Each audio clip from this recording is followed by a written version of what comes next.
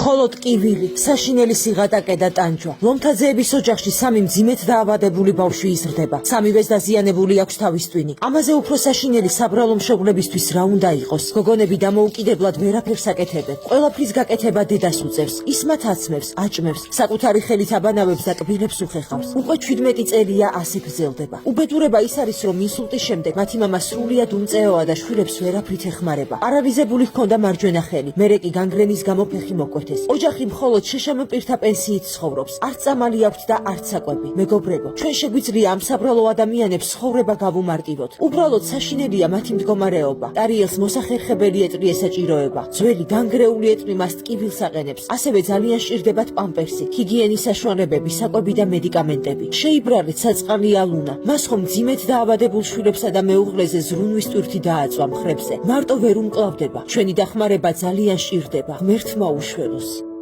გადარიცხეთ ნებისმიერი თანხა ჩერნოვეცკის ფონდის ოფიციალური საიტის მეშვეობით.